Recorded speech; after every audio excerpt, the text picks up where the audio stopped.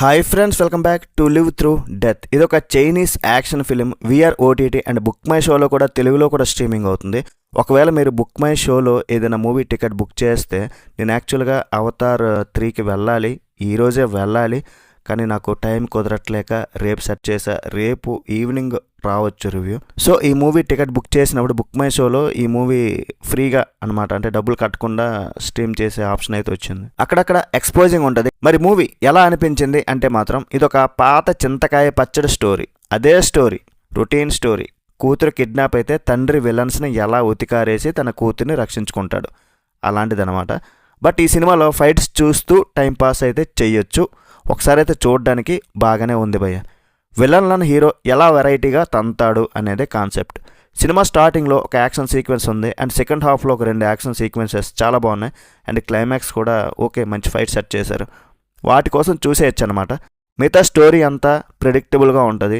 సినిమాను ఒక్క ముక్కలో చెప్పాలంటే తండ్రిని తక్కువ అంచనా వేసి గెలికిన గ్యాంగ్స్టర్లు ఆ తర్వాత తన్నులు ఎలా తిన్నారనేది అనమాట. మన హీరో లూయిస్ ఒక రిటైర్డ్ కిల్లర్ లాంటిడు అనమాట. ప్రస్తుతం శాంతమూర్తిలా కూతురుతో కలిసి ఒక ఐలాండ్లో సైలెంట్గా బతికేస్తుంటాడు. కానీ విలన్స్ ఊరుకోరు కదా బాబాయ్, మమ్మల్ని కొట్టేవాడే లేడా అన్నట్లు పబ్లిక్ ప్లేస్లో అందరినీ కిడ్నాప్ చేస్తుంటాడు. పొరపాటున మన హీరో కూతుర్ని కూడా లేపేస్తారు అంతే. అప్పటిదాకా అహింస పరమోధర్మ అనుకున్న హీరో పాత స్టంట్లు బయటకు తీస్తాడు తనలో ఉన్న కళాపోషణ. అండ్ మూవీ స్టార్టింగ్ లేదో ఫేస్ సర్జరీ జరుగుతుంది మన హీరో గారికి, అంటే ఎవడు సినిమాలో లాగా. కానీ వాయిస్ కూడా మారదు నాయన. కానీ వాయిస్ కూడా మారిపోద్దా ఏమో డౌట్ కదా. మధ్యలో ఇంకొక పోలీస్ క్యారెక్టర్ కూడా ఎంట్రీ అవుద్ది. ఆయన వచ్చాక హీరోతో కలిసి నువ్వు వాళ్ళని ఉతికేరా బాబు, నేను వెనకుండా చూసుకుంటా, బ్యాక్ సైడ్ నుండి పుష్ చేయడం లాంటిది అనమాట. 100 కోట్లు పెంచి గ్యాంగ్ మెయింటైన్ చేస్తుంటారు విలన్స్. హీరో ఒక్కడే వస్తున్నాడని తెలిసి కూడా ఒక్కొక్కరుగా వచ్చి తన్నులు తింటారు.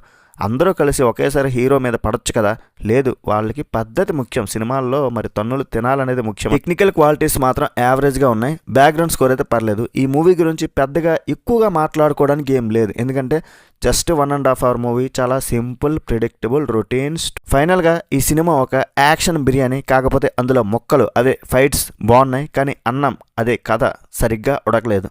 టైంపాస్ కావాలంటే ఒకసారి అయితే చూడొచ్చు. రేటింగ్ ఓవరాల్గా ఎంత ఇస్తానంటే 2.75 out of 5. That's it guys. Review నచ్చితే ఒక లైక్ వేసుకోండి చాలు. నెక్స్ట్ వీడియో మళ్ళీ కలుద్దాం. బై బాయ్ అండ్ జై హింద్.